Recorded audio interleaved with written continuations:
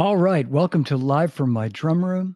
My guests are drummer, author, and educator, the drum set coach himself, Henrique De Almeida, and returning champions and legendary drummers, David Garibaldi of Tower of Power and Bill Gibson of Huey Lewis and the News.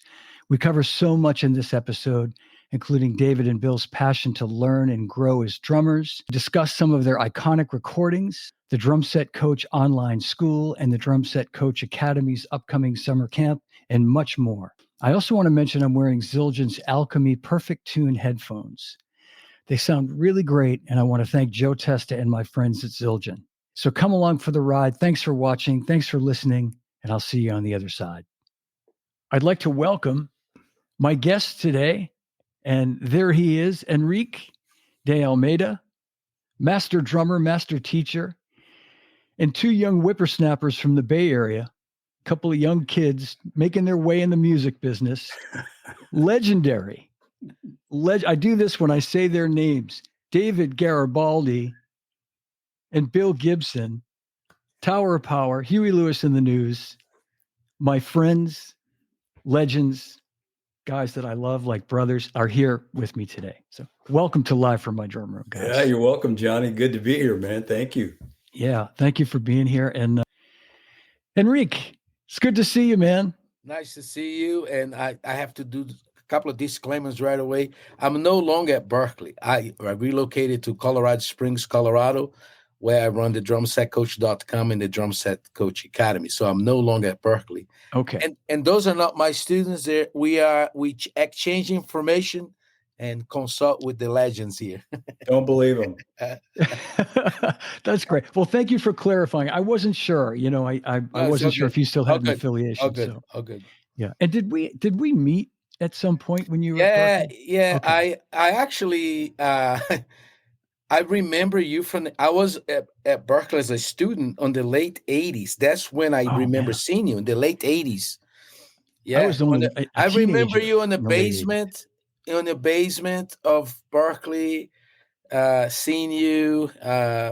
That's my memory of you from the 80s, late 80s, early 90s. Wow. And I'm with Vic for, even before I went to Berkeley, 80s, and, being with Vic for a long time. But I remember you from the 80s. Okay, great. But I was just running around. I was, Yeah. The 80s, I was just saying in the 80s, David and Bill and I were all in our teens. We were just teenagers in the 80s, just kids, like you. Yeah, you were with Zildjian already, I think, late 80s, right? Yeah. I remember you from the 80s too, John. Can you believe that? I can, Phil. I know. You can remember the 80s. Just the fact that we can remember the 80s is pretty great, I think, just to begin with. But I met David in the 80s when I was at Drum Workshop before Zildjian. Yeah. Wow, that was a long time ago, man. Delivered a pedal to his house in Canoga Park. I remember. Oh, I was living in LA, yeah. Yeah. Wow, man. That's cool. Yeah, that's good. So I guess my first question is, we're going to talk about all the great things you have going on, Henrique, but how did it come about that David and Bill started exchanging ideas with you? Well, Bill can correct me if I'm wrong, but as I recall, Bill, I think he told me that a while back, he was looking for come back to studying the drum set and looking for a coach. And he was at Berkeley because his daughter was at Berkeley, and he was looking around and he heard about me. He got some of my books, and then he saw my camp online during the pandemic. And I think he told me this, I want to check, I heard about this guy. How good is he? I'm going to spy and sign into this camp. And at the time, my wife, Eric, and I, our operation is really small. We are doing hybrid camps at this school where I'll be in a room in front of 6 to 8 drummers with a mic, and Erica put cameras all over, and she would be broadcasting live for other drummers around the world and around the US. So it's a hybrid thing, which I stopped doing because it's really difficult to pay attention to the room So I didn't know he was at the camp for 4 days. My fault. I knew he was there, but I didn't know he was Bill Gibson. Yeah. So then Erica put the students on the big screen on the stage, and we're going around. And I met Bill and I said, "Hey, so who you play around?" I have, it's not connect. And he told who he was. And I said, "What the heck you doing here, man?" And that's 5 years ago. He's with me for 5 years. And I want to tell you that those two gentlemen here, they're amazing people. They are some of the most generous people I ever met. They're really, I hope I don't cry here, but they're really people don't know this, and I'm not going to give you a list of things that goes backstage, but they're amazing people, human beings, amazing, generous to a degree, and they are very humble, very difficult to find people at that level with that kind of a humility. Yeah. The Bible say you want to see the greatest among you, look at those who are serving the most. The greatest is the servant, right? So they are amazing people and masters. It took me a while to see Bill playing live. And when I saw that, it was like it's like a Zen experience. But he started on a summer camp, and then he can tell you the rest. But I started work with Bill in the summer camp 2020. So Bill, you've been with Henrique longer than David, say, like you started a little earlier. I think so. Yeah. And maybe talk about that a little bit, like your first kind of how it. I know he just told us, but how it all sort of evolved for you? Well, when Huey lost his hearing, and we were forced to, terminate going out and touring. I had just started building a studio in my backyard because I wanted a place to record and I wanted a place to practice. And I didn't have that in my house. So it was early 2018. I set about building the studio. Mm-hmm. We stopped touring in February of 2018, and I was kind of rudderless. I didn't know what I was going to do. It happened overnight. It was a shock to the system. And myself being a self-taught player, I had guidance from my high school band teacher and stuff, but he wasn't a drummer. But he showed me some things, My father was a frustrated drummer, architect by trade, but a frustrated drummer who taught me how to swing and got me into the drums. Yeah. And, but I never took private lessons with anyone. And I thought that when my band stopped touring, that I was really going to regret it if I didn't take the time to go back and learn the proper technique, the hand technique, just the proper way to approach a drum set. I did it my way, and some of it was fine, some of it wasn't. I know I had bad habits. So I knew of Henrique. I had a couple of his books, and I saw online that he was having a summer camp. COVID, we were just locked down in COVID. So I thought, this is perfect for me. I'm gonna go and see what his camp's all about. This is perfect. And I immediately hit it off with Henrique. It was pretty funny the way he found out who I was.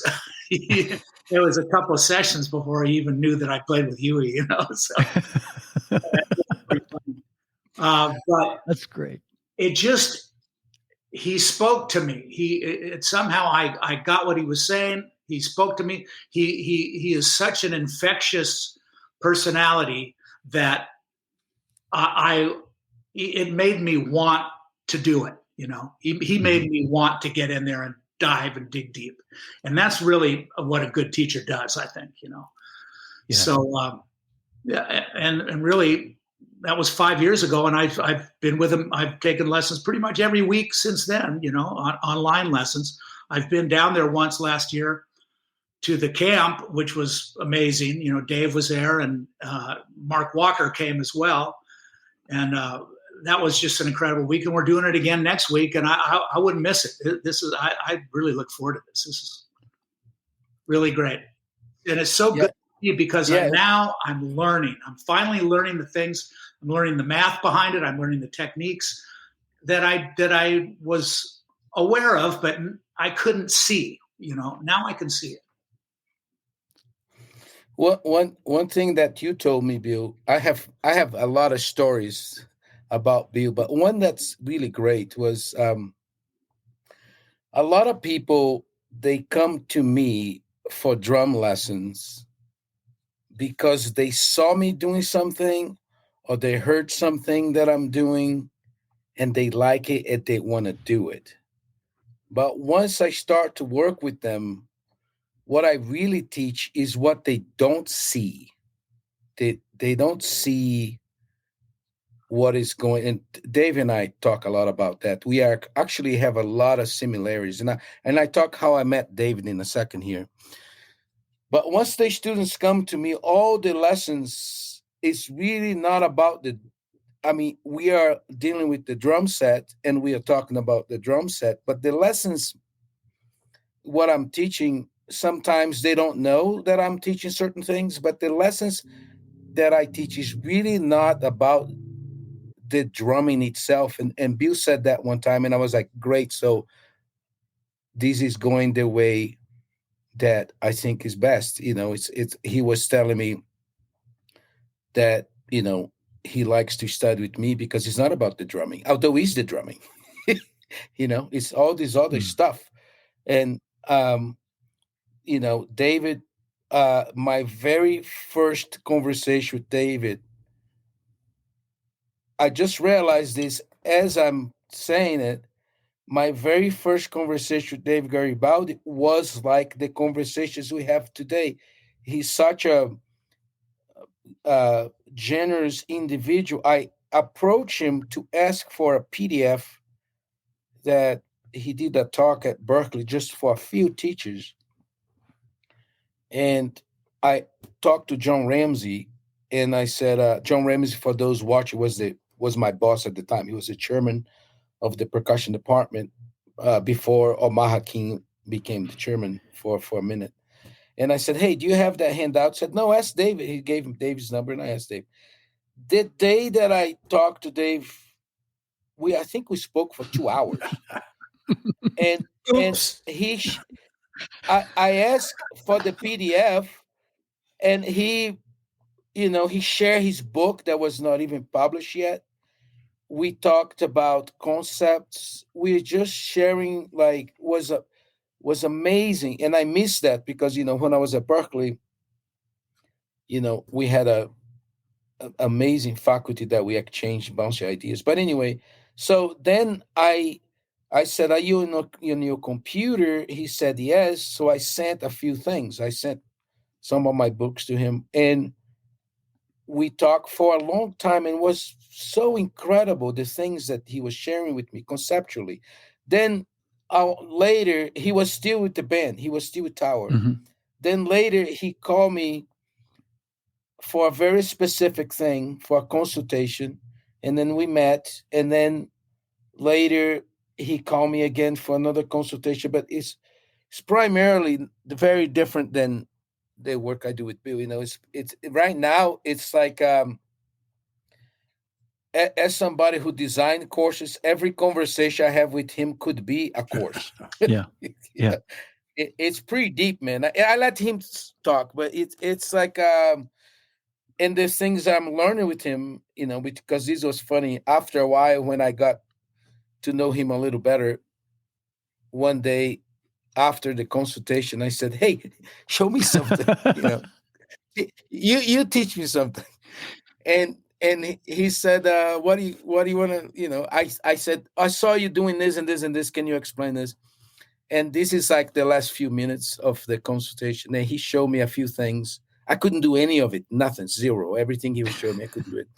So we end the call. I text him, can you write these down for me? And he immediately, that's the kind of guy he is, man. Like 5 minutes later, he's on my phone. He had the heart to do it, and he wrote it, and then I worked on it.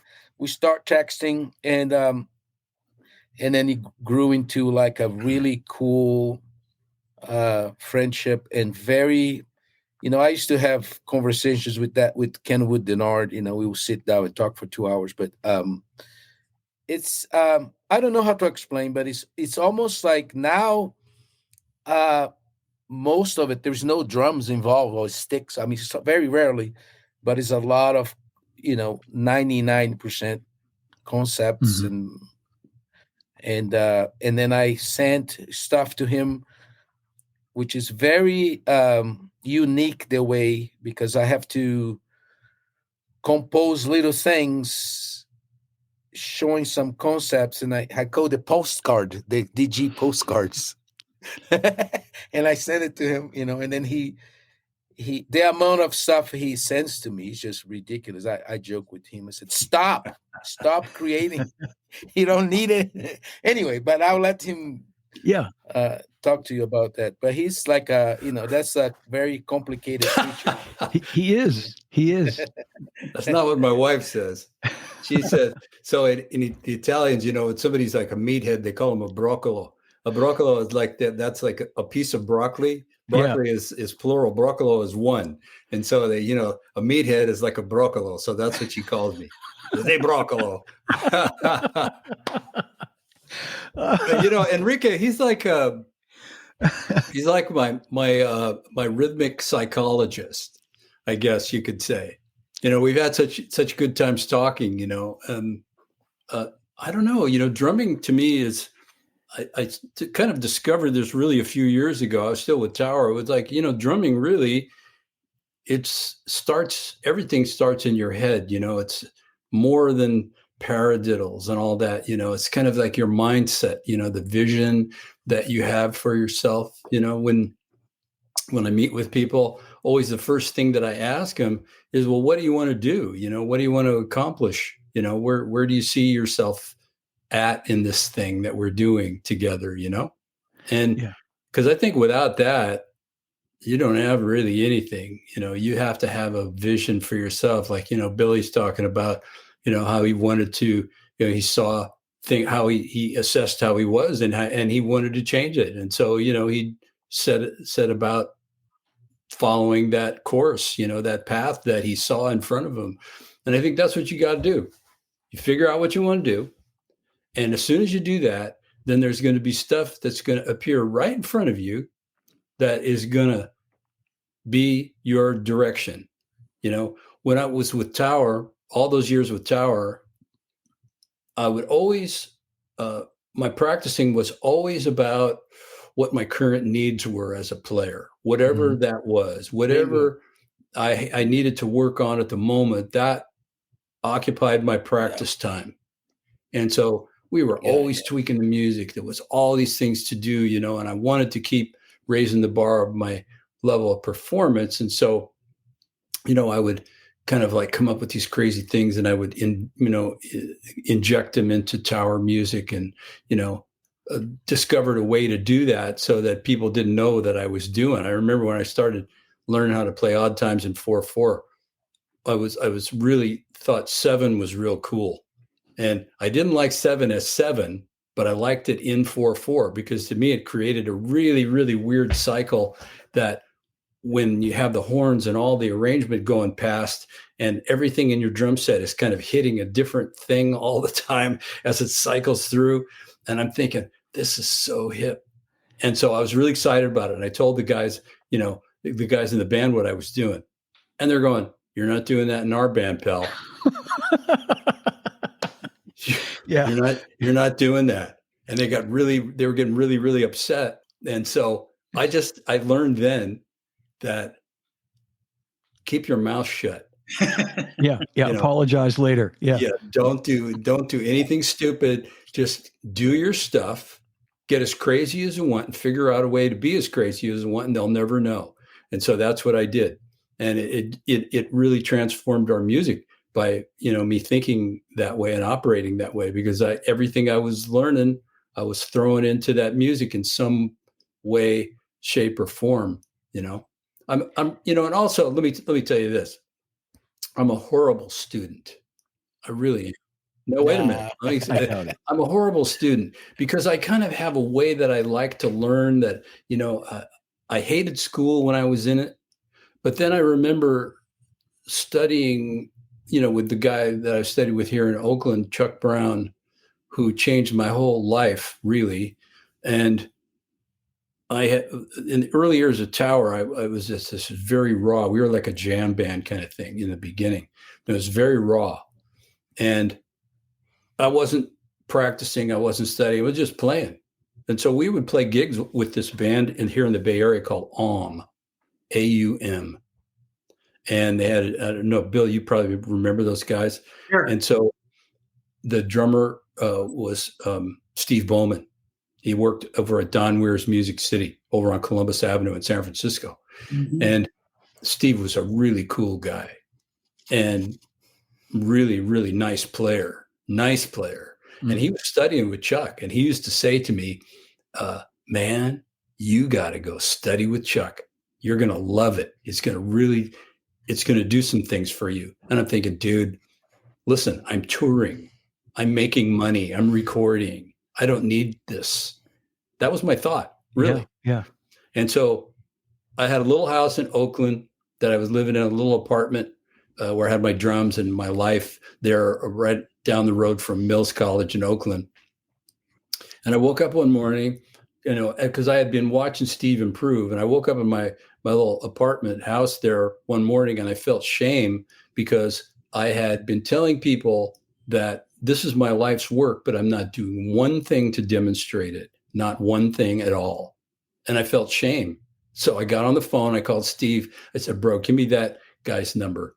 And so I started studying with him. It's the best thing that I ever did. And it taught me about the discipline of learning. And if you don't have that, you really don't have anything. You want to grow in this, you have to study. You got to put the time in. You got to figure out what it is that you want to do. And so if you want to have like a sound, that's what I wanted. I didn't want the licks. I had all these cool guys around that I liked and idolized and all that, but I didn't want their licks. I wanted their vibe. I thought that their sound was so important, so cool. I would listen to like Herbie Hancock, Maiden Voyage, with Tony on drums. And I listen to it, I close my eyes and I see a movie. I see this like really cool, movie. And it's just so artistic and all that. And it just makes me feel, I don't know how to describe the way that it makes me feel, but it's just the coolest thing. It's timeless vibe that's happening. And I'm thinking, this is what I want. I want this. Because, you really think about it. Guys that are the creators, those are the people we admire. We don't like the guy. We don't really follow the guys that are, everybody's at the bottom of the ladder, Right. Everybody's, the guys we follow are at the top. The bottom's crowded. So we follow the guys at the top. And the ones that are top, those are the ones whose lessons still resonate through history. We're still talking about Max Roach. We're still talking about Elvin Jones. We're still talking about Tony Williams. We're still talking about John Bonham. We're still talking about all those guys that have been gone for years, but we're still learning their lessons. Their lessons resonate through history. Why? Because they created something. They were themselves. It's just like going to art museums in Europe. You go to really great art museums, the Louvre in Paris. You go to the Vatican Museum, the Uffizi Gallery in Florence, and you sit there and you're surrounded by this beautiful, beautiful art that was created, hundreds of years ago. Right. And it's still there speaking to people and blowing people's minds at its beauty and all this stuff. How could people come up with it? You go to Sistine Chapel, you go up there and, look at the frescoes on the, on the ceiling. Oh man, I hope I don't get in trouble for this, but you're not supposed to take pictures in there. I was in there with a buddy of mine, one of the guys in the band, and I snuck out my camera and I kind of took little pictures. I hope the Vatican's not listening right now. Good thing Pope Leo's an American. That's right. Yeah, I have too. I know. It's terrible. But still, all that stuff. So anyway, that my learning journey is really just completely screwed up. I really dig making things up and hearing things and getting inspired by it. And, it's kind of adding scholarship to, like a really weird, weird thing, if you know what I mean. So anyway, that's my story, and I'm sticking to it. I love it. And I got to say, I mean, it's that really means a lot, David, because having known your history as a teacher, I mean, you go back, you started doing drum clinics in the very beginning of drum clinics, really, right? In the late 70s or early 80s with Rogers. And Peisty put me out there with Roy Burns, who was really the only guy doing it. And they put me out there with him so I could learn how to do it. So Roy was like my mentor and all that. Yeah. He was the original. God bless Roy. Yeah. Roy Burns. And I remember seeing one of those clinics back in the early 80s. And so I think it really, really means a lot that you had this desire to increase your knowledge, to continue. And it doesn't surprise me because, you're one of the, like Bill and like all the great drummers, you have a thirst for knowledge, for, wanting to continue to learn. And I think it's pretty fascinating that the history that you have as a teacher and as an educator, that you're taking it to another level by studying with Henrique. So it really. He says we're not studying, but right. We are. Yeah. We are. One thing that's fascinating to me is I wish I had, more masters. Yeah, I have other heavy hitters, but one thing with those guys that's really interesting is like Bill, they are exactly what they're saying. They are themselves.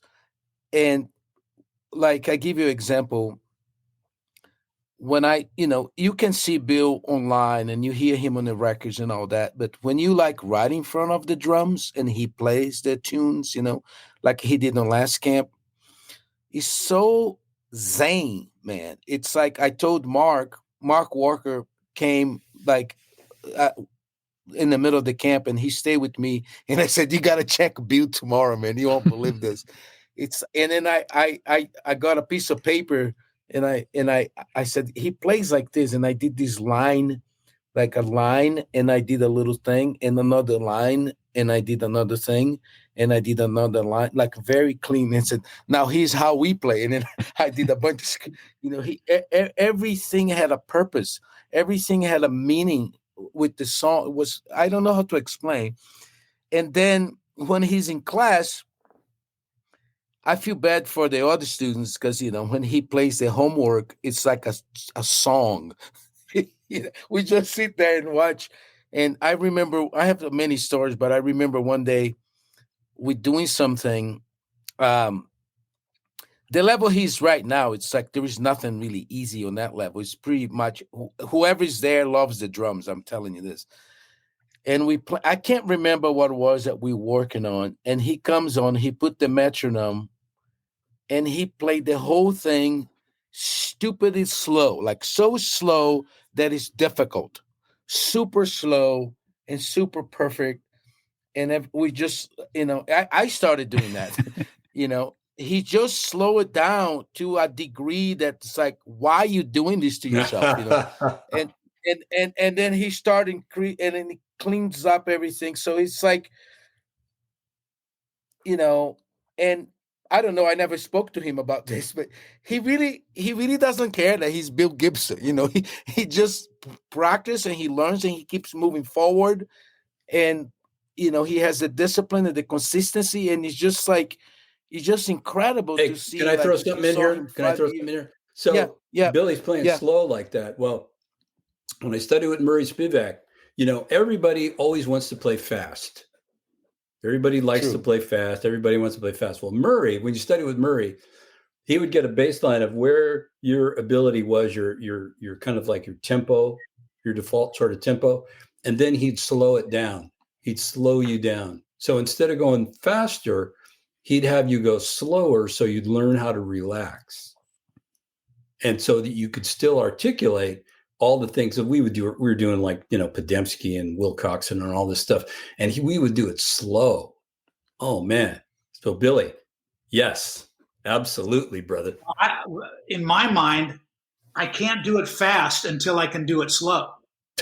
Exactly. Yeah. Right? Well, that's true. I just can't. I have to really. Maybe I'm a slow learner, but I need to know exactly what's going on. I need to be able to do it slow. Then I'll raise it up, and then I'll know it. I'll know the piece better than if I'm just trying to rush through it. So You also like to memorize things. You always I work memorize best from things. memory. So like all these, It's these songs. Henrique's given us 2 songs recently with double bass drum. We're working on double bass drum etudes, and now he gives us 2 songs to play with, and I do it the way I did it with my band. I learn it, I memorize it. Mm-hmm. Now I can go in and play it so much easier if I know the piece. You know that, Dave. You did. Yeah. Well, we for years. I mean, we were like. We called ourselves a garage band that could read music. And so, we had, Billy, we had like a whole repertoire of tunes and for years I had in those things in my memory. So we had one period where we were doing 4 different shows, 4 different sets of material, and we would rotate each night. And we did that for a long time. Oh. And so we'd bring songs in and out. We'd, some songs we would play for a long time, then bring, we'd get tired of it, give them a Viking funeral, send them out, burning across the lake, and then maybe bring them back, like even years later. And I was remembering all the stuff that I did and all that stuff. Well, so a few years, so the memory thing was really easy, because it was the garage band sort of concept. Yeah. Billy, you know this, man. And so a few years ago, I had a weird thing happen and I had a really bad concussion. And so my whole ability to memorize and all that stuff completely went left. Wow. Completely nuts, wow. So it's all in there, but to access it sometimes is really, really difficult. It was really hard when we were performing and I got, so memorizing. Billy, you're doing the good thing, man. If you're doing that. Hey, Dave, here's another thing I was going to. Oh, no, go ahead. Go ahead. Well, I was going to say, after your accident and you were playing live, you said it was hard to kind of, your RAM went nutty, right? Your random access memory kind of went goofy. Did you find yourself lost in the middle of a tune sometimes? That's stuff that it would happen sometimes, but it was kind of weird. So when I came back on the band, I wasn't expecting to have like coordination issues, and I had them. My limbs didn't line up. So, you practice for years, aligning your limbs so you can play seamlessly. But it was like everything was like kind of off center, and so I really struggled with that for a while, so I did a bunch of different things, and I had trouble with my left foot, and so I saw Steve Gadd on a Blue Note thing, playing live, and he wasn't using his hi-hat when he was playing his ride cymbal. And that's one of the things I was struggling with, because I'd never struggled with that, but I was now. And so I called him, I asked him, what do you do? And I said, why you do that? And he says, well, bro, because it's comfortable, And I think, well, okay, there's a good musical reason, because we're always thinking that you have to do these rules, you have to do that. But you listen to somebody like him who really doesn't play according to rules. Mm-hmm. And I think that's what helped me, is to go back to the way that I approached things, which was no rules, and, forge a way forward, Mm-hmm. So I would get confused with rights and lefts. Mm-hmm. That was like, I would get overwhelmed with rights and left. It was the weirdest thing, man. It's like, you have this puzzle on a table that you put together, one of those big puzzles, and somebody comes and they just knock it off the table. And you go, oh shit, all the work that you did, to put all that stuff together, and you go, oh shit, what do I do now? Well, you got to start over. So I did pretty well. I was never able to get things back to the level that they were before that happened. I got pretty close. I had the gigs. It was kind of like this curve up and down and stuff. But, eventually it just got to be too stressful. That's why I ended up having to leave. It was too much to deal with, with the crazy schedule. The management said, well, we're going to do a friendly schedule for you guys. Cool. Well, I looked at it after we were finished, and we were gone for 183 days. Like I felt like Russell Crowe in the Master and Commander movie. I want to make just a quick point, 2 quick points. What you said about playing slow. Bill, you mentioned this, playing slow until you get it, till it feels comfortable. And it's kind of a cool segue, David, because you were talking about Steve Gadd. And Steve is a real proponent of that whole, don't try to play it fast. And I remember having a conversation with him 10 or more years ago. I started playing again, trying to be serious about it. And he lectured me on the phone one day about trying to play fast. He said, why are you trying to, who gives a shit? Do you think anybody gives a shit about how fast you can play? Right. And it just like a light bulb went off in my head. He's like, man, just sit down with the book. If it's stick control or a syncopation, work on your rudiments really slow. And the key is getting them even and, having it feel good and feel right. And then you can talk about building your speed, but don't. And I think what both of you guys said is so important, because I think there's such a tendency for everybody to want to play fast. Like, that Gadamant's book, John, the Gadamant's book is all about comfort. I mean, that's one of the things that really impresses me about the book. I use it, and it's about relaxing and learning to play things accurately. And it's about comfort. It's a book that will show you how to be comfortable. It's an even exchange of rights and lefts. So you get into that book and you see how Steve plays, because when I hear his playing, it's always an even exchange of rights and lefts. To me, it always sounds very balanced. Yeah. You're right. And so when I got into that book, and I realized, well, this is how this dude thinks. It's awesome, and it's all the tempos, 80 beats a minute, 88. Exactly. It's all just in really kind of our comfort zone.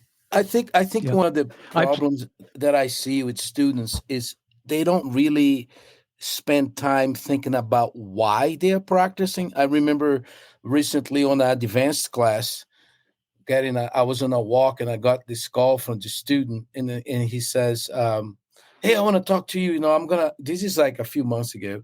I'm going to drop this class. I'm overwhelmed and it's too hard. And he was really anxious, saying that he wants to drop the class. And they had a presentation coming up that they had to play certain things. And I said, why do we practice? Why do you practice? And he started telling me, and he asked me, why do I practice? And I said, I like to practice things to have a better sound, have good dynamics, good balance, good time feel, good tempo. That's why I practice. I said, if you just practice one line, just that first line of this thing that you have to do it, and you spend 10 minutes, you have 10 minutes. Yes, but this is going to take hours. He said, I said, get 5 minutes. You have 5 minutes, get 10 minutes, and practice just the first measure or the first 4 measures, and practice with a good sound if you're relaxed, if it's a good time feel, and practice with all those things. If you do that for 5 minutes, it doesn't matter what you practice, it's how you practice.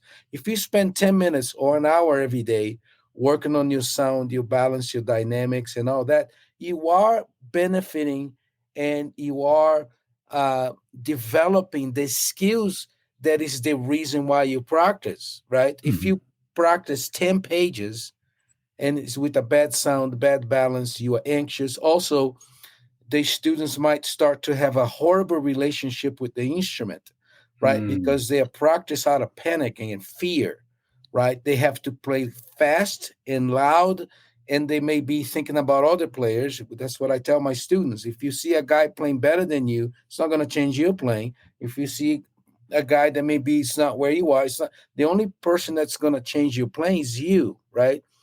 So if you start having this negative relationship with your instrument, that's why they call it an instrument, right? It's a bunch of plastic, wood, and if Dave Garibaldi go over there and play, we're gonna hear a sonic picture of him. If John goes play over there, we see a son. It's you. You need to work on you. It's not the drums. It's not making any noise right now until somebody start emanate sounds, and what you hear is that person is a sonic picture of that person, right? So this is like what Bill was doing. It's spending time. I wish I knew that when I was younger, because when you spend the drum is a mirror. The drums, it's not you in the drums. That's the big mistake, I think, with a lot of people. They go to the practice room and they think it's two things, right? The drums and I. No, it's just you, bro. It's just you. So you playing the drums. So what you hear is you. And sometimes if you don't love what you hear back, right, and that's one of the biggest mistakes, I think, misinformation. Practice makes perfect. No, it doesn't. Practice makes permanent, right? It depends, because let's say you spend 2 hours on the drums playing fast and wrong for 2 hours and sloppy, and you angry about yourself, you think you suck, and all this negativity, and you do that every day for a long time. Guess what? You're gonna go play, and that's what you've been practicing, right? So I think that they understand why you're practicing and what you want to get out of it. It's like right now, one of the things that Dave shared with me, he shared a billion things, but I'm working just on one little thing for probably a few months now, just a very simple thing. And once in a while, he gives me ideas to what to do with it. But it's like, I don't know. What do you guys think about that? Have you ever experienced that on the drums? Like you are not really, thinking about why you're there, I think that's something every drummer probably faces, right? Is like this idea that you need to sit down and play, and then it's using that time effectively, really, as you just said, not just forcing yourself to play. And it's like you said, anxious. That's a really great word for it, because I know there are times when mentally I'll say to myself, I got to play today, and I'll sit down and I'll be anxious, and I feel like I probably get nothing out of it at the end of it. I've just made a bunch of noise and, made my wife, just have to put up with me making noise for, 45 minutes or an hour. If you sit down and practice, or even just sit down to play, I kind of look sometimes as sessions in my studio are like muse visits. The muse comes and visits and hangs out for a while, That's right. That's right. But he doesn't come every day. And yes, sometimes, actually a lot of the time, the volume of stuff that comes out is absolutely amazing. If you think about what we do is creating, no more, no less. It's art. It's art. This is art. And so if you go in, you're creating things. Even when I sit down and I work on the pad, I do pad work every morning. When I get up, I go out in the studio and do pad work. To me, it's even that. I sit down and maybe some movement will pop into my head, and that's the first thing I'll play. I'll just sit there and do that, not looking out of a book or any stuff, but stuff that that's in my head, and I'll just write it down. That notebook thing. I'm telling you, man, that is amazing. And that's a whole other thing to talk about. My practice notebook has become books. And for years, I've used practice notebooks as source materials, like a kind of a rhythmic database, source material for articles, for gigs, for stuff I did with Tower, for everything. And so when I go in the studio, I'll put a date on the top of the page, and then I'll just play and I'll write down stuff that comes out. It's cool. It's amazing. You help me and encourage me to do that now when the muse come to document what it came out. But there is something else too that I like to tell students, because sometimes people learn something and they say, "Oh, I already know that," and they abandon that, right? So I'll give you an example. Years ago, I after I studied with Gary Chafee for many years and Alan Dawson, and I work on jazz coordination, the Jim Chapin materials, Jim Riley, John Riley, the Jack DeJohnette. So I was doing all those coordination things, but I was not really phrasing the way I was wanted to phrase, So I came up with this. One thing that the master Alan Dawson used to tell me all the time is that you can't take the book to the gig. So, so one of the courses that I took with him, I was with him from '88 to when I graduated, '95 or '94 anyway. But he had this thing called the 8 triplet ways. So, which I now expanded to 32 ways to play a jazz phrase. But he gave me 8, and he will make you play 2 pages of the Ted Reed book 8 different ways. And then when you're ready, he's the surprise. He's going to test if you know it. You go to the lesson, and he took the book out of the stand. He closed the book and said this. Now I'm going to, he'll do that with everybody, every student. I'm going to sing a phrase, we're going to, and whatever he sings, you have to, but you can't, it's not written, right? Can't take the book to the gig, right? So I come up with this thing, which is actually one of my new books. It's called inspired by Alan Dawson. It's called the Jazz Coordination Ritual, inspired by the rudimental ritual. So it's supposed to be memorized, and then you sit down, and if you do at 126, 130, it takes about 15 minutes to play everything that I need to keep my body in shape to do my jazz gig with my band, right? It takes 15 minutes. It doesn't take 15 minutes to learn it, but it takes 15 minutes to sit down and play the whole thing by memory, which is amazing. It's really cool. Works. So when I wrote this thing, here's something that's a little different than create something every day that's different, okay? When I designed this, I couldn't play it. There was a lot of things I couldn't play it, right? And so I stopped practicing until I could play some of the stuff that I wrote it. Then when I could play, put a metronome, it didn't feel very good. It was not really, because the coordination was so difficult, it sounded really uncomfortable and mechanical. So I kept practicing it. Now I can play with the metronome. The time is more stable. The coordination got better, but the dynamics, the balance was not where I was. So I kept practicing. So then the balance was correct, because, there is things on this coordination ritual where the bass drum is the leading voice, or the snare is the leading voice, or the hi-hat is the leading voice.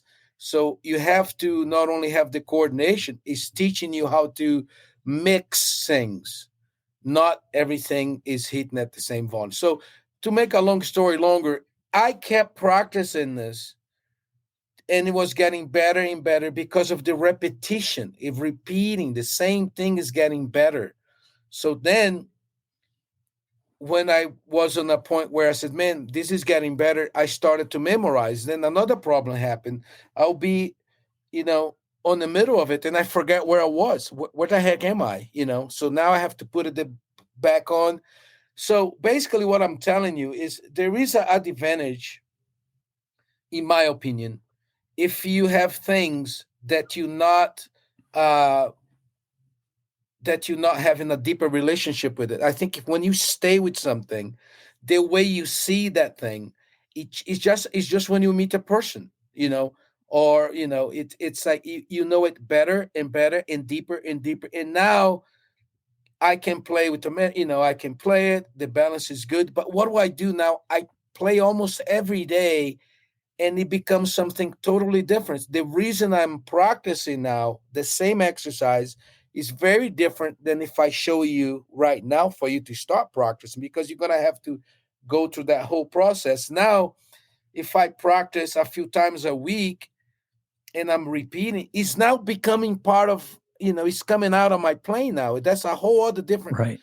purpose. So there is a something happens when you practice certain things for years. You mentioned Steve Gadd. How many times you saw Steve Gadd playing Crazy Army or his Mozambique, Right. or I mean the depths of that. It's like when my son Max was on Bill's class last summer. Max was 16 last year. He's 17 now, and he was on Bill's class. After the first day, we got in the car, and Max said, "Dad, when Bill plays, everything is perfect." I was looking at his snare drum; it's perfect. I said, Yes. I said, "Do you know what Bill and Mark and David has in common?" Because they all teach in the camp. I was telling my son this. I said, "You know how Dad is on the Air Force, right? Was on the Air Force for 13 years." He said, "Yes." I said, Imagine a pilot on the Air Force that both pilots went to the academy. They both became pilots. This guy, they both went to combat zones. This guy has, I don't know what, a significant amount of hours. This guy has 10,000 hours of flight. Then he started teaching at the academy. But this guy never went to teach at the academy. He kept flying. Now he has 1 million hours of flight. So the amount of gigs that Dave, Bill, and Mark does on the stage at the highest level is thousands of hours, thousands of repetition. How many times he played that song? Yeah. So it becomes, so what I'm saying is like, it's all important. You should be advancing and discover new things. And if you want to, you also have to maintain, right? You need to be drums. There is some sort of a mental, dexterity that you're going to have physical dexterity. But I think there is something in there about knowing something really, really well, and that requires some repetition. Why can I play all these polyrhythm things without thinking? I had a conversation with Dave about this. He I don't know if you remember this, Dave. He said, "How you count this?" And I was texting him back, "Count this for whooshes. Don't count this." We had a conversation about using the motion, and I was so happy because silence on the other end for a while. And then it's because I asked you a question. You are genius. You are genius. I asked a question, and all of a sudden, Stephen Hawking appears in the on the other end of the line, and I'm going, "Wait a second here," But you text back, he said, "You are genius. It worked." The thing too is what Enrique is saying is or Henrique, excuse me. I always call him Henrique. He never busted before this. Me too. Yeah. So coordination is organization. Yeah. And so it starts here. You have a room. You want to keep your room neat. You want to keep your office neat. What do you have to do? You got to stay on top of keeping it neat, or it starts to look cluttered and screwed up. Yeah. It's the very same thing. That's what happens with our playing, right? I mean, Bill, can tell you this too. All of us, we know you have to pay attention to keeping things in the place that you want it to be. Yes. Yeah. I want to make a point about Bill. I've seen Bill play live more than a lot of drummers. I mean, Bill, going back to the 80s, like you said, up until you guys stopped playing live. And I don't really know of a drummer that I've seen that's as consistent as Bill Gibson. Night after night, every show. There'd be shows where Garibaldi is every bit as consistent. I've seen David a bunch of times too, and he's consistent, absolutely. But because I've seen you so many times, Bill, and I just feel like I have to make this point, and I know everybody watching will agree with me if they're familiar with you and the band and seen you. And it's just I made a note earlier because I think for a long time I thought you were very. I thought you took lessons. I thought you were like just when people see you play, you look very disciplined, very consistent, very schooled as a drummer. You play traditional grip a lot. You play match grip in certain songs. and you just have a great form and the way you play. So I think, you carry yourself as someone who's been schooled, has studied. So honesty, you fake that, you got it made. That's good. no, Hey, I'm Bill- kidding, Bill- of course, but Bill be in camp, sitting there, everybody's on the pad, and doing this. He'll be talking to Dave, hanging out, and then he goes on the stage and sit down, not warmed up, like just like totally doing something else. Okay. Yeah. And talking, hanging out. He's like in vacation or something, right? and then he'll sit down for his clinics every day, and then he played, and I video, it's all on my phone, and I don't know what it is, man. It has to be repetition. He also has something that I asked him.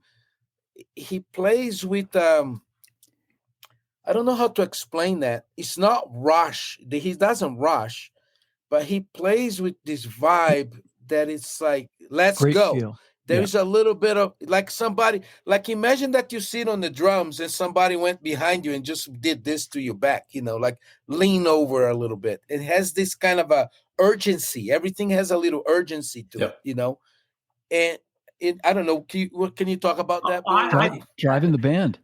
Yeah, I think that's all a function of the music. I mean, the music called for, it was energetic.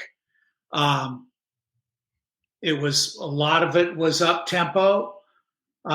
So, and especially our first record was like kind of new wave-ish that, 3 people heard it, but it was kind of new wave-ish, and but the tempos were just crazy fast. So, it's just a matter of the music. It was just a function. That's how I saw it. It was a function. Cool. Just kind of.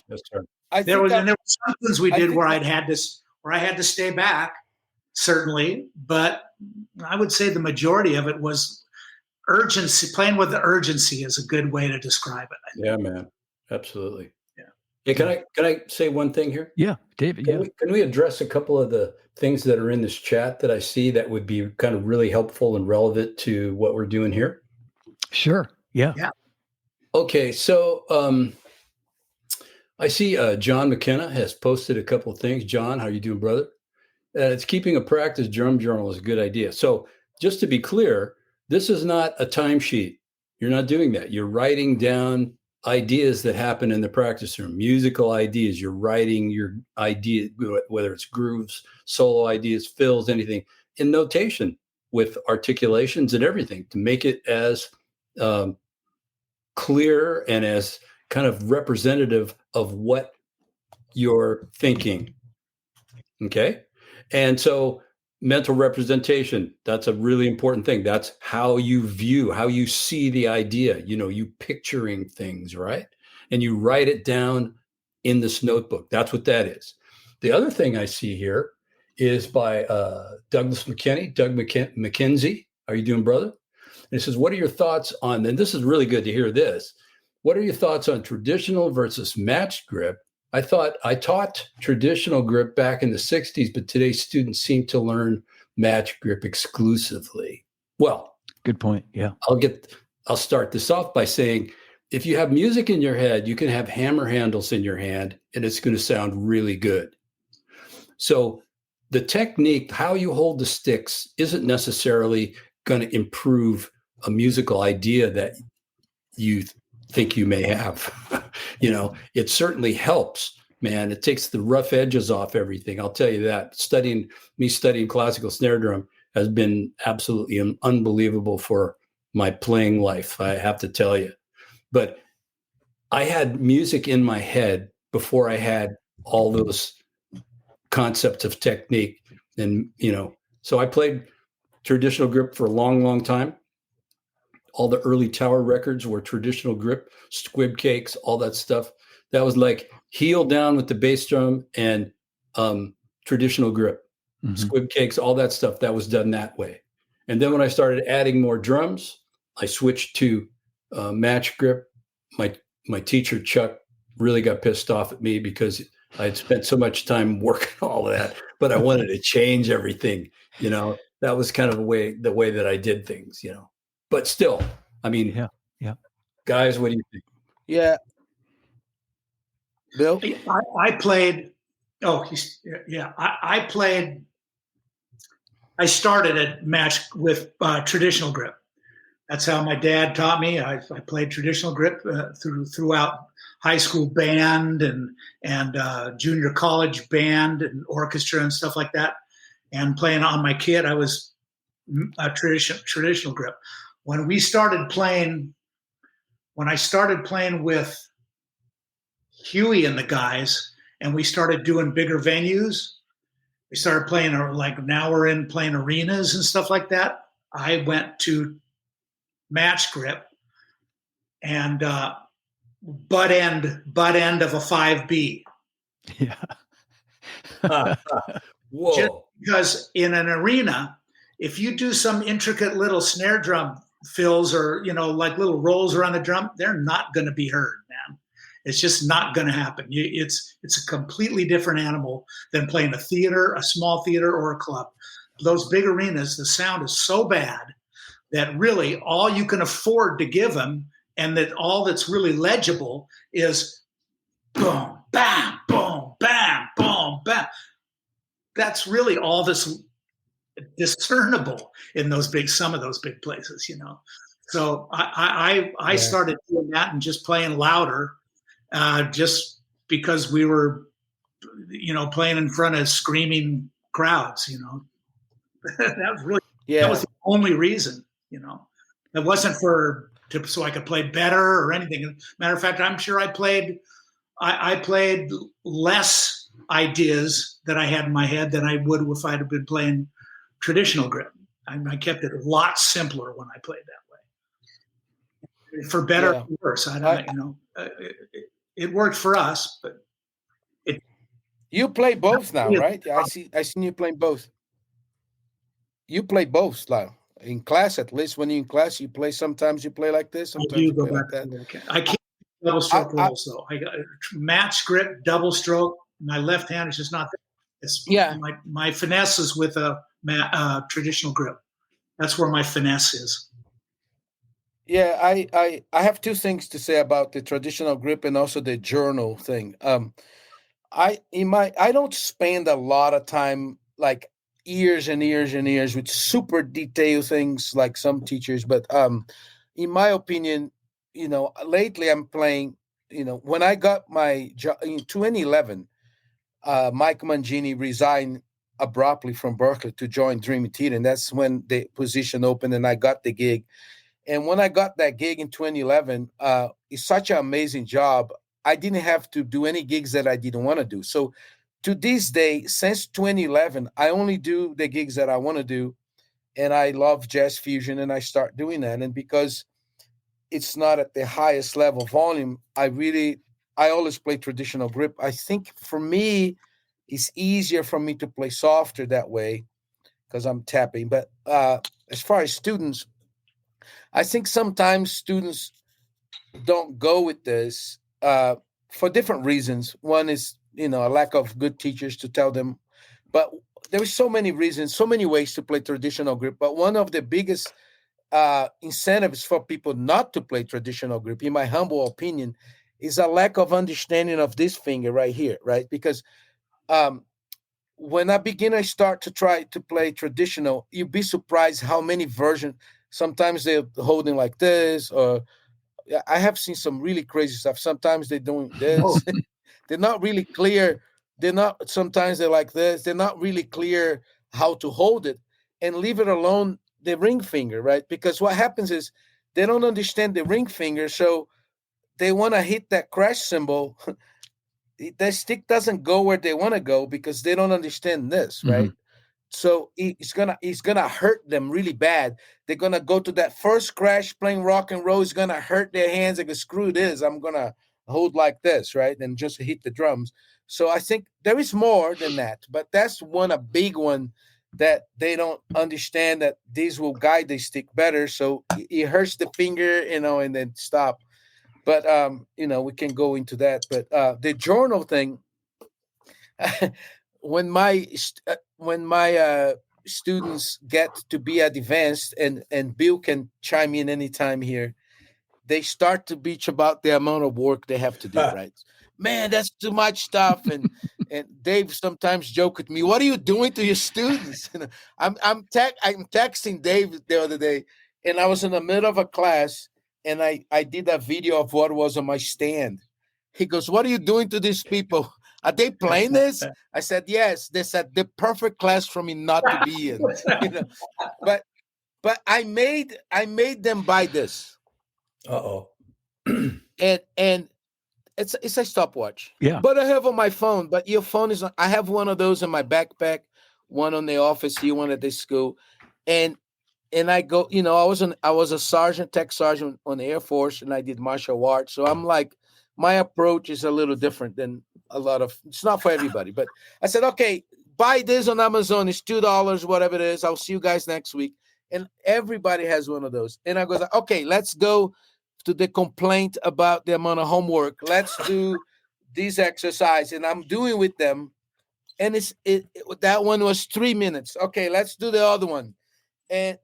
And then they realize things are not as long as you think. You're scared of the boogeyman because you have no idea how long it takes to do your homework at certain tempos, right? So this created a lot of relief psychologically to the students because they said, oh, this is 2 minutes. Oh, the whole thing takes 20 minutes. They didn't know that, right? They thought it was an hour. No, it's here. Plus, why it's good to have a metronome marking and how long it takes. It's free teacher. You don't pay this guy, right? So if you do something really comfortable at 60, and all of a sudden it's really uncomfortable, it's telling something, right? Well, I need to address this. I guess I'm out of shape on this. As if you don't have those things, you don't even know, right? And then I finally put this out. My wife, Erica, made this looks really good, but I've been using this for years. And I'm proud to say I never failed an audition in my whole life. God is good to me, right? Never went to an audition and failed. Every audition that I ever took, I'm very organized. And what this is, you can get this on Amazon. You're talking about a journal. It's not the same type of journal that Dave is talking about. Dave is talking about documents to develop, and I learn a lot with this. This is something else. This is like every Sunday, you can go to this page and plan your practice section when you're going to practice. This is not for everybody, but it takes them randomness out. So you're going to say, this week I can't practice because I'm on tour, but you can put that here. And then Monday, you go to this page, and it has some empty slots for your whole week, right? And it's empty, it's blank. It says hand technique, hand and foot, coordination, snare reading, chart reading. This was primarily for my college, Berkeley students. Styles and songs, focus time. I don't know what that is. You decide. Other, right? So, and then there is Tuesday, Wednesday, Thursday, Friday, Saturday, right? So you come to the lesson, and I'll give you feedback on those things, right? It says, okay, are you working on reading now? We skip it. Whatever you're working on, this is what's important. The feedback here, that's what you're going to take to the practice section, right? What we talked about. And it goes, so this helps more about what you're doing. And Dave Garibaldi here, once in a while, he scolds me because he's on my case about writing things down. No, he's really like, I never met anybody who really, like, if you take lessons with people sometimes, legends like those guys, and they're going to show you something, but you really don't know what they're doing. David is one of the very few teachers that he'll teach you exactly what he's doing sometimes. If you ask him a question about, hey, what are you doing here? He's going to write down, like Phil Wilson used to say, a good chart, there's no questions where he goes. First and second, right? The amount of details that he writes, it's very, there is no doubt what it is, except that he needs to play because you're going to look at it, you're going to be like, what the heck is this, right? But anyway, yeah. But he's really getting all the musical details, the dynamics, the ghosted note, the accents. So it is, I know that written music is not like, audio, but that's something, that's a discipline, man. He's very, that's cray, that's like to the details. And sometimes Hugh mentioned, wait a minute, this, you're not singing the way it's, look at this nuance. The amount of details on his teaching and playing, it's well, unbelievable. it's language, what we're doing is language. And so you teach somebody language, they have to understand phonetics and read with understanding. You have to understand word meanings, how they connect, and you can read with intention. You can do all these things. And so it's the same when we're reading music. The articulations that you use when you write things down, and it shows people, if they want to do it too, give them enough information so that they can get the right sound. They can speak the language correctly. Yeah. That's why I think that, all the drum materials that we see out there that don't have ghosting or accents on every voice, I think it's a disservice to drummers. It doesn't give enough information so that people can really get to what that idea is supposed to be. That's my take on it, Yeah. Hey guys, I want to try something really quickly. I'm calling it audible here real quick, just to segue back. Yeah, I know this could go very badly. But segue back to what Bill was talking about a minute ago. And I found something. I think I'm going to be able to play this, where Bill was talking about, and Bill, I think you were talking about going back in the heyday of touring and how you had to alter your playing to, to the venue.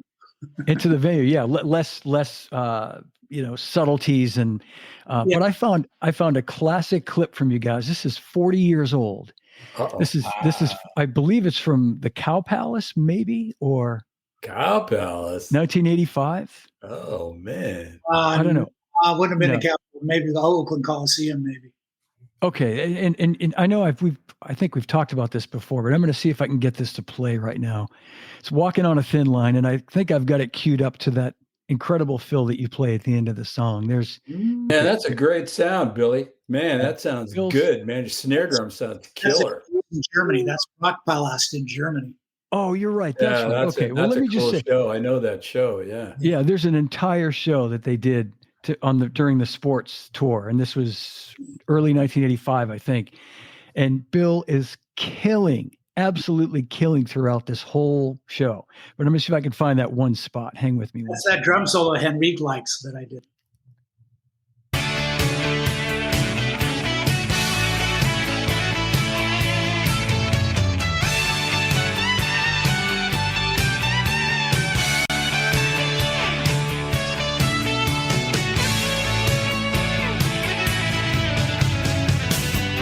Here it comes. Don't you know I'm the boy next door? The one you found so easy to ignore. Is that what I was fighting for? No. Walking on a thin line. Smoking, Billy. Now play him the iPhone video I sent you, John, of that film. Remember, John? Remember that? Yeah. He asked me what I was playing in there, so I put it on my iPhone in my studio and I sent it to him. I have that too. Hey, thanks for playing that. That was a really cool thing. That got our foot in the door in Germany. That show. It was. They're still talking. Yeah.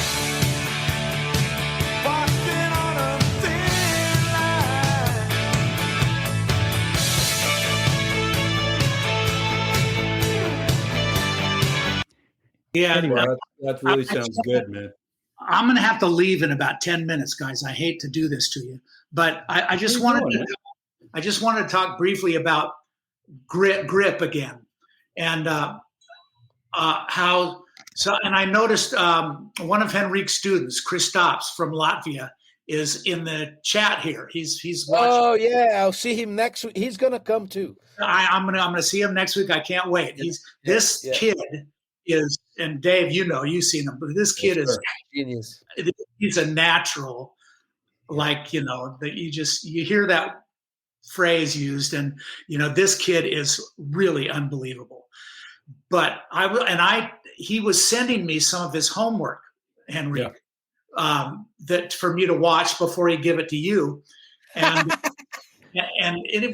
all of it was just absolutely mind blowing to me. He is amazing, and he plays with his grip. He plays matched grip, but his fulcrum is. I don't see any butt end of the stick coming out of his palm. It's his hands are on the end of the stick, right? And I asked him, where is your fulcrum for any double stroke stuff? How do you do that? Because I tried it. I don't have a fulcrum there. I don't know how he does it. And he had a difficult time explaining it to me. And I don't. Oh, you're gonna see him. So it's with my That's my a good back. question to ask him. We'll ask him when we'll gang up on him. We'll make him show it to us. Yeah, because he's. You know what I'm saying, though, right? Yeah. When I had problems with my back and I changed my drums to be a really weird setup because it's 8, 10, 13, 14, 13, 12. Vic first makes my signature sticks, and it's the smallest sticks on the catalog because I didn't want that, I didn't want that because I was heating things because I was playing with everything is so close. Like my ride is I couldn't move my tertia anymore. So when I play, everything is like this. This stick here, they have a jazz model and my fusion model. And Joe Testa was so kind to me. So those sticks, there's not a lot of this. And is this a commercial? It's like they call. No, I'm saying that there is no. It's not like this. There is nothing. He's talking about nothing on the bottom end. That that's. I had to chop. I was literally chopping sticks to get that. And then people say, "Well, but a short stick, there is no speed." So Bill can talk about that. I don't think that's true that you can't play fast with those, but I see a lot of guys playing like this. Like there is so much stick back here, or they stick. That's how I feel when I play with a long stick. I feel like I'm gonna.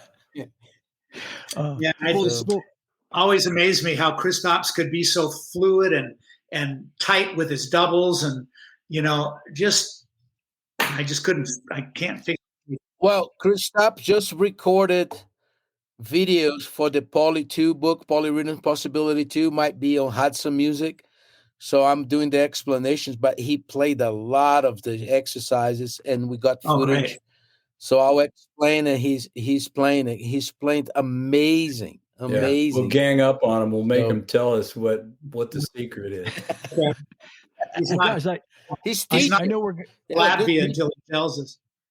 The guy's name is Mr. Tallis. I want to meet his teacher because this guy, that's his teacher. I had 3 of his students and they all like Kristaps. One of them is called Peteris. He was at Berkeley. He was kind of like that. And I was like, what do you guys put on the water there in Latvia? So I met his teacher, Mr. Tallis. Whatever he's doing with them, he's pumping up. Hey, I have to say the students that I've had over the years from Europe, their foundational stuff is way more solid than what we get here in America. They have a classical tradition that they're exposed to and brought up in and all that stuff. And that, the way that kids learn, in Europe is way, way different than what happens here, So I see, Kristaps, when I see him play and I, kind of checked him out and all that, I realized, okay, well, this is because I had that was from Scandinavia, from Denmark. Yeah. They were the same way, man. They had like fundamental skills that were fantastic. He proves that some of my philosophy is correct. It's like, in my humble opinion, if you don't have good hand technique, foot technique, coordination, reading. This is fundamental stuff. I have given Kristaps stuff like Brazilian music that he never heard before, but because he understands rhythm, he can read, he has a tech. He'll be playing this faster than some other guys, even if he doesn't know what that style, it doesn't have the depth of, but he has the mental, physical. I'm not saying that this is all there is to it, but when you have that, it certainly helps. He'll be a producer's dream because he remembers so much information, and he executes on a level that is just like he's like, I have taught thousands of people. Like I taught so many classes at Berkeley. I was just looking at my rosters before I talked to John DeChristopher, and I was checking my rosters to talk about number, and I think I was teaching. I think I mailed you this, John. I was teaching like, double bass class, Brazilian class, Afro-Cuban class, chart read. The numbers is insane. Kristaps is like 1 in 100 or 1 in every 200 people. No question. It's not Yeah. It's not the normal. Wow. Well, he knows how to work. Anyway, he knows how to work. Yeah. So that's a big key. He knows how to organize himself so that he can sound the way that he does, and it takes a lot of clear thinking. You can see that he's well taught in that way, his organizational thing, which Kristaps, we're going to gang up on you, brother. We're going to find out about how you think and all this stuff. So get ready, brother. It's good.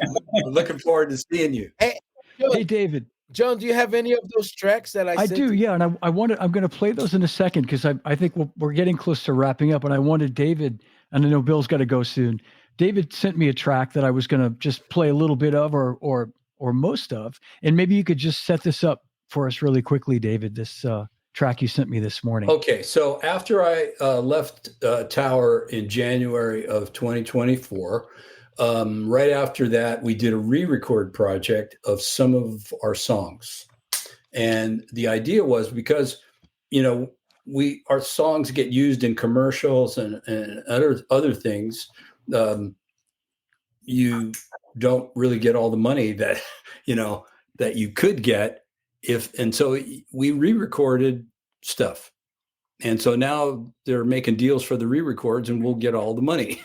That's great. So we recreated What Is Hip, and so I had the original transcription on that off the record book, and so I just looked at it and realized, okay, I did this, and then we recreated note for note the drum track. Turned out pretty cool. You guys be the judge. All right, but, and it's instrumental, right? There's no vocals. It's right now, that's just a track without the vocals on it, so you can kind of get an idea what the band sounds like. This is Mark VW, the current Tower bass player, who's just a beast. A Dutch beast. It's just amazing. Sounds so good on it. All right, yeah. Let's give it a listen. In the tradition of the great Rocco Prestia, who was nobody like him. Absolutely, yeah. All right, here it comes.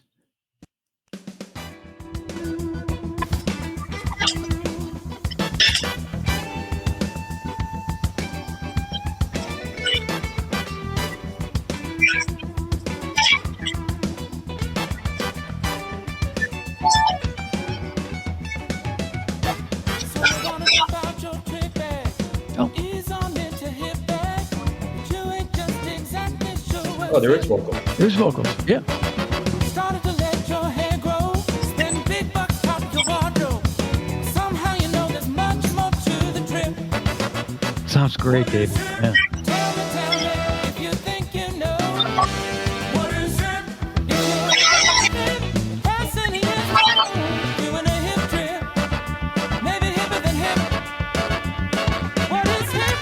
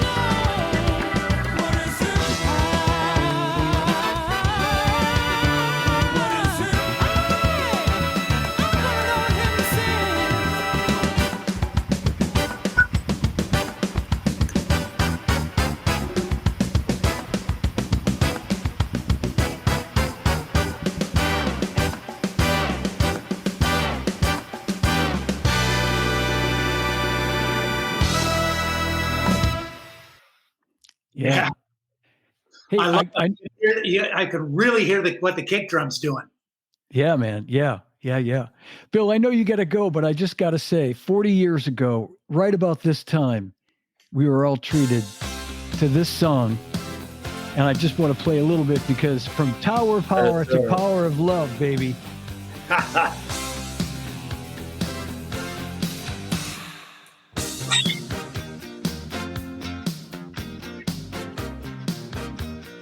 And talk about groove, man. Talk about Yes, sir, man. playing in a pocket. It's a curious thing.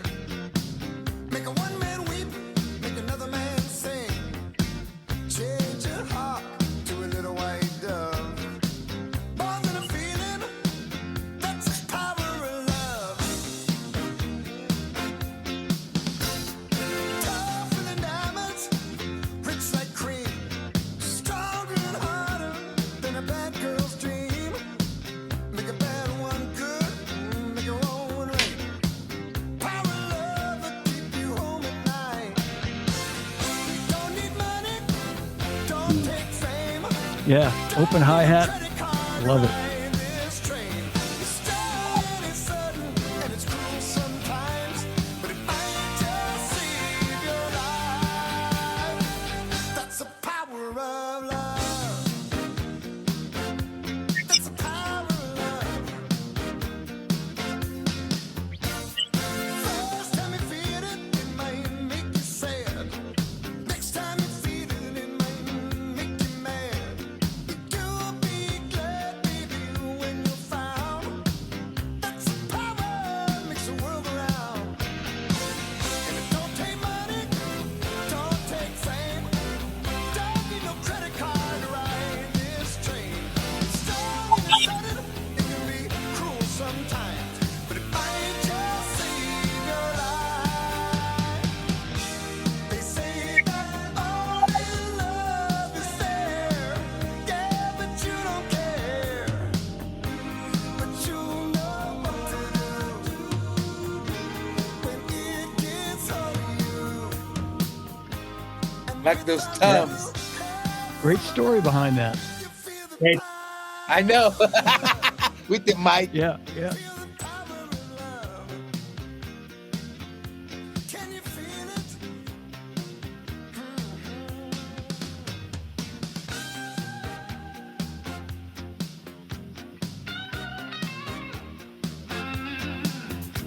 Boy, Chris, what a guitar player. Man, it's just so simple. For the tune.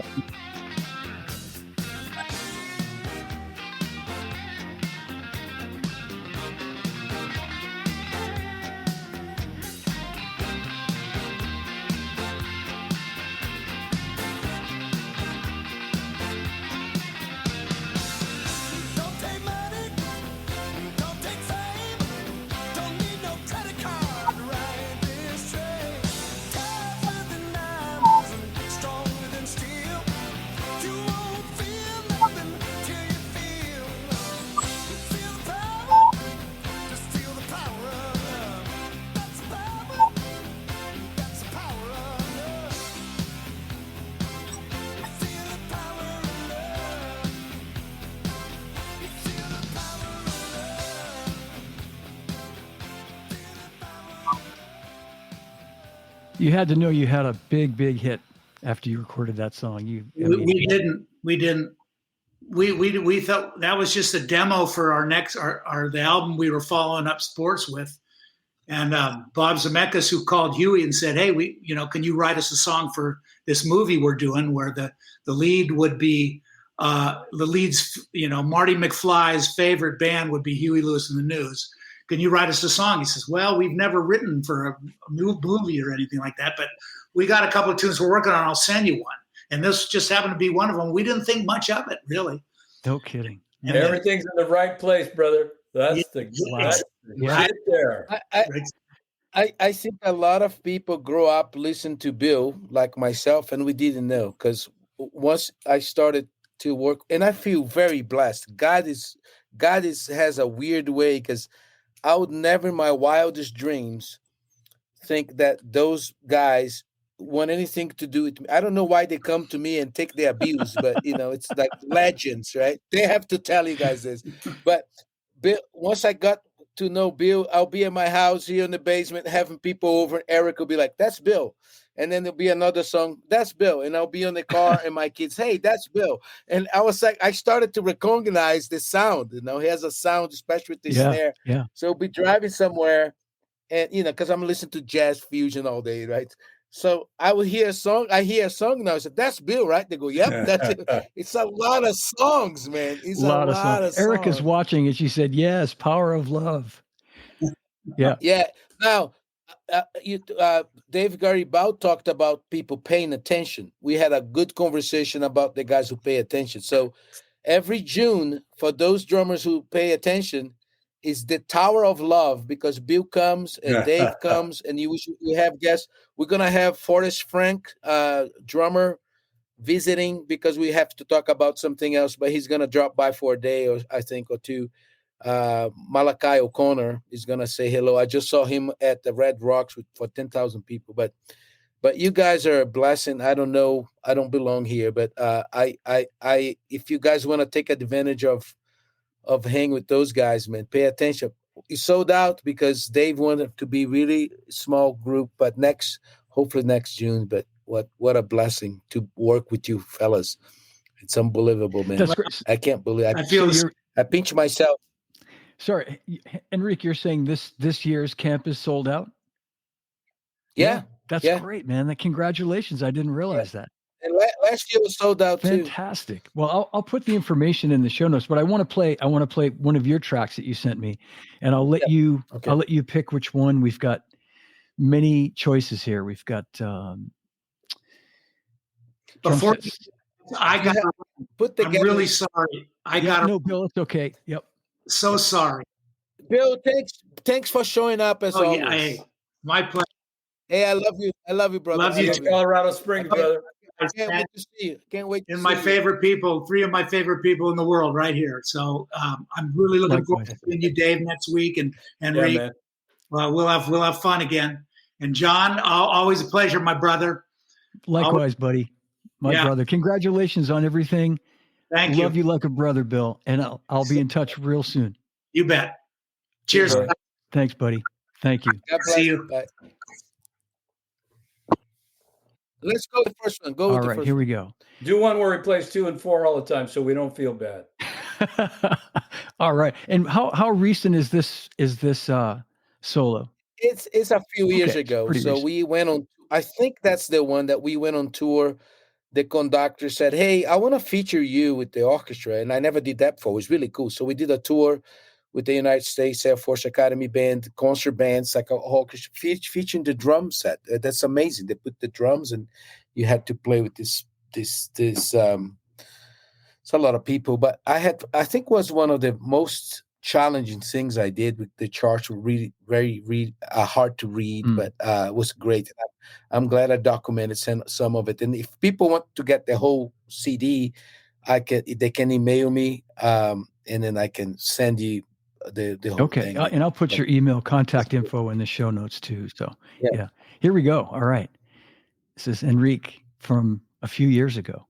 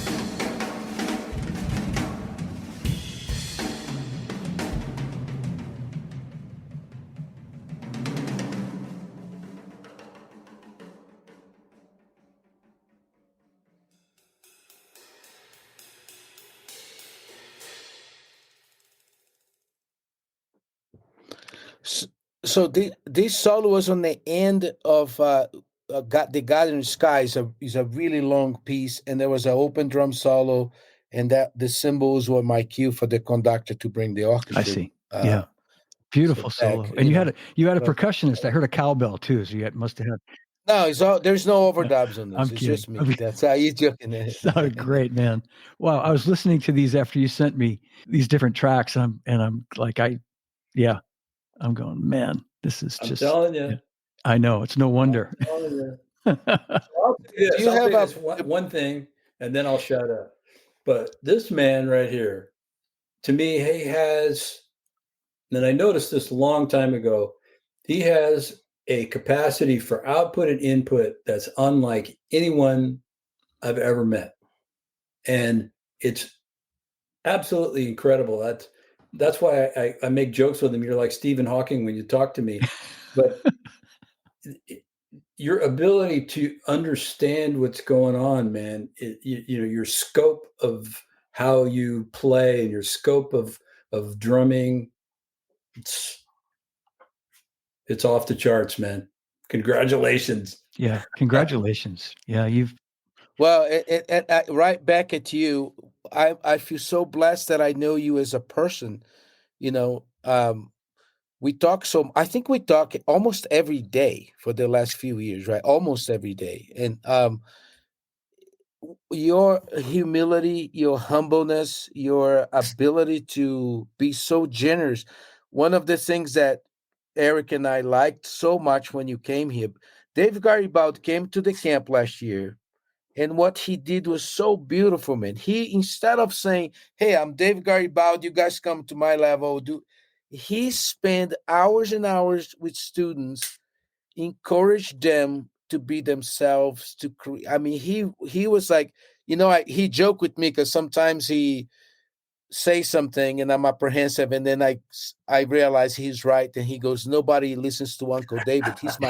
I see he's Uncle David. He calls Eric and I, okay, kids, which is true, So he's like, he helped me so much, the whole Hudson thing is because of him. Everything is on Hudson. That's great. He was so enthusiastic about my books so it's really like, it's a really complex thing because it's like consultation, it can be something like I'm teaching him something, but life-wise, it's like he's my uncle. I got scolded sometimes. Hey, you uncles have to do that it's sometimes. Really cool. It's really cool. And then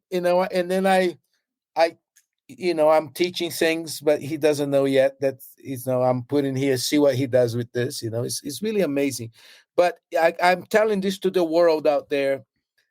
Bill and David are amazing, incredible people. I mean, I cannot. Bill made me cry so many times, and David, we have a lot in common as far like camp. All we're talking about is the students preparing for this. He's so concerned about them, and it's he's never about himself, man. And that's, I'm telling you right now, bro, you are the real McCoy. He's a special guy. He is. Him and Bill, national treasures. Absolutely. I just wish he played 1 and 3 and 2 and 4 for us, but it's like I said, hey, I made progress on this idea that I'm working on from you. He said, you know what you can do with that? I said, don't tell me anymore. I just want to be able to. Oh, man. Well, guys, this has been so great. It's been, I'm glad it all came together the way it did. And it's pretty cool. Yeah. Yeah. And one more thing. Thanks for your show. I love your show. Thank you. I have some health things that, I have to go for those long walks for my back and stuff. And I love your show. I listen to it. Sometimes if there is a good one, I save it for tomorrow's walk. I don't want to waste it. That's great. I want to be able to listen. And also there is what is the other one that I like? The History of Drums. Oh, Drum History Podcast. He does a good job. Yeah. Art Vanderson. Drummers, drummers something. What's his name? With Adam. Oh, Adam, with Adam Nussbaum and Michael Vosbein. It's Nation. Yeah, Drummer Nation. Michael. Yeah. And then the other one that I like is Aldo. Aldo has a good one Yeah. too. So, but thank you for your show. Thanks for what you're Thank you. doing. Yes, sir. It's really, we live in a world that so many bad things happen, man. And what you're doing is very positive. Thank you. It's part of my week where I can go and think about positive things and listen about drums. And it's you're doing a good Thank you. thing. You're I doing a good appreciate thing. that. Thank Thank you. you. And thanks for having us. My- Thanks. Dave, thanks for showing up. Well, I was all excited because I got my tax refund and it's $2.13. It's true. Yeah. Oh man. Yeah.